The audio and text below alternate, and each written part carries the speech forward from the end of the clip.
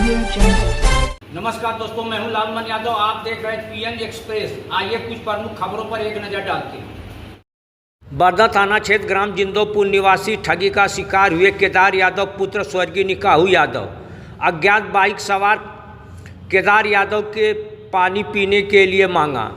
वह अपने घर ले गए, उसको पानी पिलाया और ठग बोलने लगा, तुम्हारा एक बच्चा हरदम बीमार रहता है, उसके ऊपर भूत का साया, मैं उसे ठीक कर दूंगा। इसी को लेकर बोला अगरबत्ती कपूर लाइए। केदार दुकान पर अगरबत्ती कपूर लेने चले गए। महिलाओं से 4 थान सोने का गहना लेकर फरार हो गया। यदि ऐसा कोई भी व्यक्ति बिना नंबर प्लेट की गाड़ी लेकर आपको ठगने का प्रयास करता है तो तत्काल पुलिस को सूचना दे ताकि ठगी के शिकार से जनता को बचाया जा सके। समस्या है। हमारा नाम केदार यादव है। हम जिंदोपुर के रहने वाले हैं और जिंदोपुर परसाला के सामने खेत में हमारा घर है।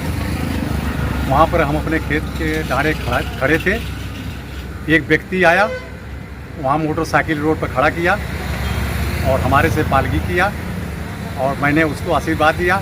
फिर वो पूछने लगा कि चाचा आप हमें पहचान रहे हैं? मैंने कहा नहीं, आपको नहीं पहचान रहा हूँ। वो कहने लगा कि मैं फेटी का हूँ, पंडित। मैंने कहा फेटी में तो पंडित है नहीं। उसके बाद में फिर कहने लगा, हमारे नज़दीक आ गया। नज़दीक आने के बाद थोड़ा सा क्या किया कि हमें थोड़ा सा धुधुरपन आया। कहने चाचा प्यास लगी है। मैंने कहा भैया फेटी बड़ी दूर नहीं है। नहीं माना। मैंने कहा कि चलो अच्छा पानी पी लो भाई। ले गए घर। हमारे से कहने लगे तुम्हारे क्या लड़के हैं? मैंने कहा एक लड़का। कहले नहीं तुम्हारे 3 लड़के हैं। उसके बाद में फिर जो है कहने लगा कि तुम्हारे एक लड़का जो है बेदिमाग का है। और मैंने कहा मान गया कि हाँ हमारे लड़का एक दिमाग का है। तो कहने लगा थोड़ा ला करके हमें दिखाइए। मैंने उनको ला करके दिखाया। उसके बाद में उसकी माँ आ गई। थोड़ा वो भूत प्रेत की चक्कर में वो ज़्यादा भागती है, वो हमारी औरत को फंसा लिया। और इसके बाद में कहने लगा कि अगरबत्ती लाओ, कपूर लाओ। अगरबत्ती लाए, कपूर नहीं था। कपूर हम लेने दुकान पर चले गए। दुकान पर जाने के बाद फिर जो है मैं दुकान से आने जाने में जो भी टाइम लगा है, उसके बाद में सारा हमारे परिवार का पतोही का सारा गहना 4 गहना उतरवा लिया, जिसमें एक चैन है, अंगूठी है, मंगलसूत्र है, उसे कान का झुमका है। और वो पूछ रहा था कि चाचा आ रहे हैं हमारी औरत से। तो कहने हाँ चाचा आ रहे हैं। ये तो उनका भी गहना उतरवा लिया होता, उनको घुमा दिया दूसरे हिसाब से। उसके बाद में कहने लगा कि गहना चुरा लिया। तो कहने लगा कि इस लड़के को चावल का अच्छत घुमा दो, सिर पर अच्छत घुमा करके कहने चाचा के दे दो। है हमें दे दिया। हमें पता ही नहीं था। उसके गाड़ी पर मैंने बैठा तिराहे पर। कहने लगा तिराहे पर निकारा करने के लिए। फिर मैं जो है आगे बढ़ा, अपनी गाड़ी पर रफ्तार किया। ताल के किनारे आ गया। ताल के किनारे हमें शंका हुआ कि ये बदमाश है, हमें मारने का उपाय बनाया है। उसको मैंने डपोटा के उसकी गाड़ी खड़ी कराया।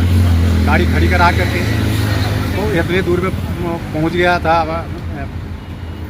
ताल के किनारे जमुआए, वहीं जमुआए के यहाँ से वो छोड़ करके कहने लगा चाचा अभी मैं आ रहा हूँ। और वो भागा। मैंने सोचा कि आखिर में ये भाग क्यों रहा है। तो आप शोर नहीं मचाए? वहाँ कोई था नहीं। 12 बजे का टाइम था। 12 बजे कब? 12 बजे कब? दोपहर को? 12 बजे दोपहर को।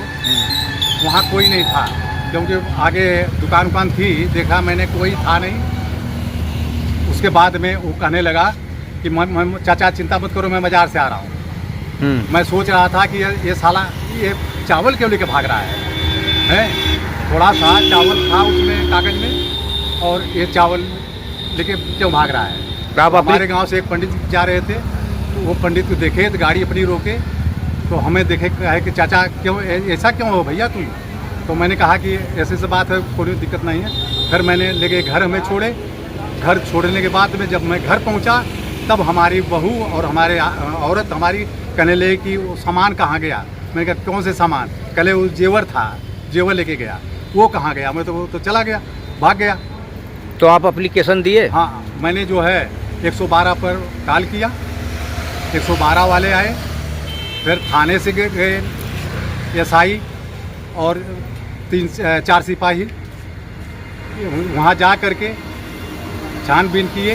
छानबीन की करके एसआई जो खुद सुकुल के हाथ से एप्लीकेशन लिखवा करके और हम साइन किए और ला करके थाने आए। मैंने कहा कि कहने लगे कि नहीं आपका दर्ज हो जाएगा।